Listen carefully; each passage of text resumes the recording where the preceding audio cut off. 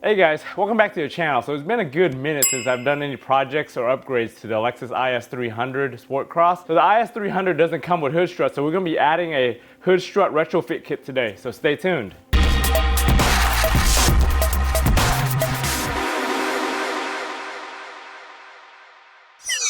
So I bought this kit on AliExpress. It's the same ones that you could probably find on Amazon for about the same price or a little bit more. I waited about a month to get these things. They're actually the same brand, Shang, that I recently installed on my Sienna, and it's working good on Sienna so far. So you get these brackets right here for the bottom, and then you get the hood brackets up here near the hood hinges, and these things are pretty robust compared to the ones that they gave us for the Sienna. So these things actually mount on both holes on there, and they extend out a little bit longer, so maybe that's why they're larger. In addition, this kit comes with zero hardware.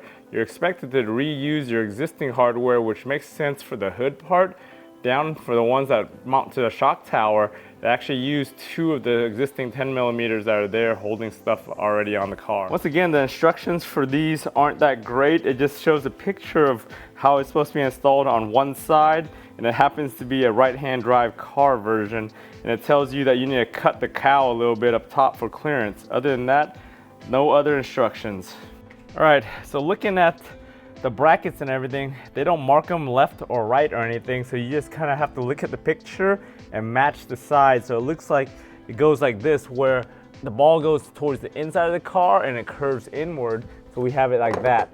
On the outer pieces, I'm looking at the one side that they show here, so the ball actually goes outwards and then back towards the car. The first thing I notice now when I'm looking at this, the balls are on the wrong side. So the balls on the picture show it goes opposite of the bend, but the balls go on the same side here. So it really doesn't matter as long as you clip it in, but it looks like we'll be installing it this way with the angle going back towards the car like in the picture, but the ball goes outwards still, and then this thing mounts towards the inside of the car. All right, so I got a hand ratchet, and we'll just go ahead and take it off by hand.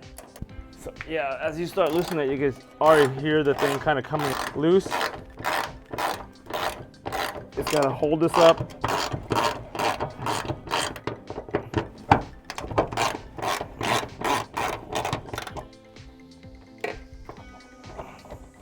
All right, once you get that last thread out, you gotta hold this thing up. Don't drop your bolts, because especially if you're by yourself like me.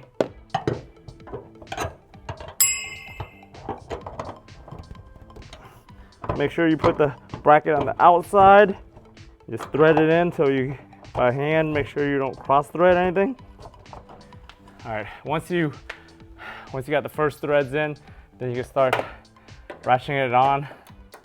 So right now I've got it all slid all the way towards the front. There is a little bit of adjustability here, so you just gotta keep that in mind. I might have to slide this little back a little bit. We'll keep it right in the middle because the bolts have a little taper on them, so you want to get them in that taper.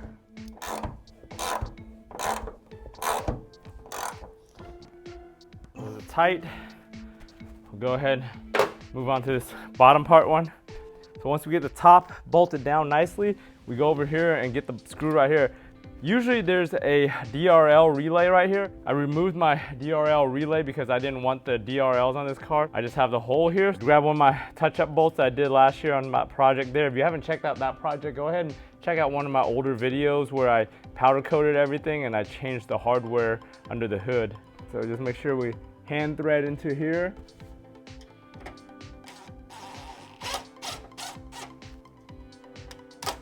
Make sure we line this nicely before you tighten it down. It wants to turn by itself when you tighten it down.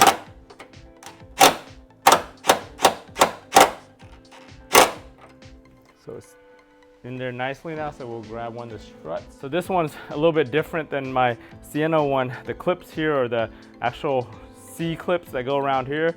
The other one used some pin clips that were a little bit harder to work with. We'll go ahead and put the body end down here and then the strut end on the top here. Snaps right in.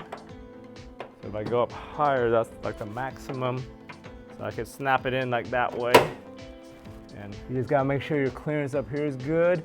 You're not touching anything on the hinges, but yeah, that actually works.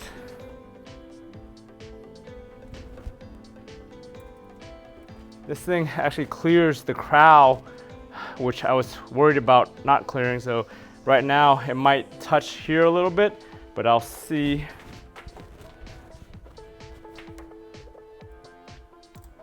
Nah, that clears pretty good right here. So we'll go ahead and move on to the other side, and I'll show you guys the details closer up when we're done. So on this side, we'll go ahead and do this mount first.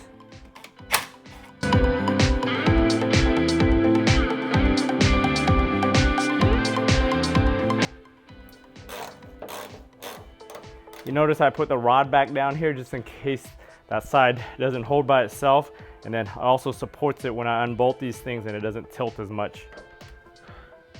I might try to put this in first and then pivot it over so that way I can leave this bolt on to hold it while I'm working on the bottom one.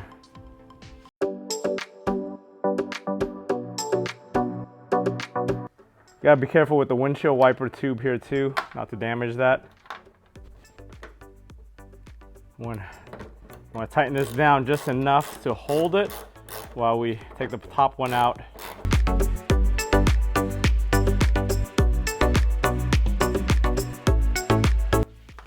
All right, we got those tight. Go ahead and put the shock on here. So like I showed you guys earlier on the other side, go ahead and just pull this onto the ball, snap it in, and then this side we just gotta lift it a little bit. Get the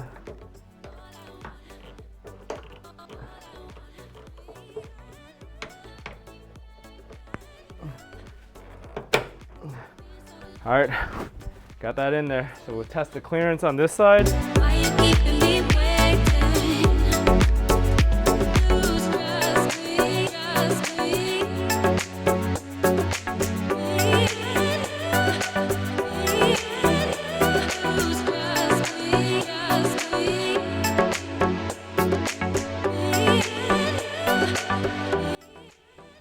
Once again, you usually damage that bolt.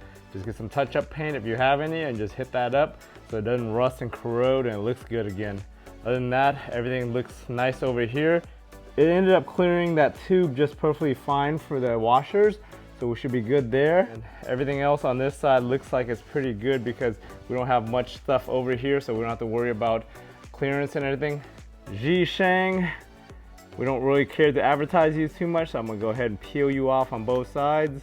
So after using it for a little bit and just checking the clearances, I noticed this spot right here is like a gap because of the spacing here. I'm gonna have to put a little piece of foam tape or something in between this bracket and the hood to kind of protect it and also keep it from flexing too much because right now it flexes a lot right here. So I have some of this 3M tape. It's like a foam tape from one of my other projects or whatever laying around. So I'm gonna end up cutting this into a little triangle and patting that little bracket to protect the hood and everything. Hey guys, thanks for watching all the way to the end of this quick video on retrofitting those hood struts onto the IS300. If you guys need any of the parts or anything I used in this video, go ahead and check out the links down in the description. I'll link to all the places you can find these hood struts so you can do these projects yourself. If you guys found this video useful, give it a thumbs up. If you haven't subscribed to the channel, go ahead and subscribe to the channel. Turn on bell notifications so you're notified every time I upload a video so you can check it out. For all these videos, whether it's on the car, in the garage, or on the house, if I can do it, you guys can do it. I want to thank you for watching, and I'll talk to you guys next time.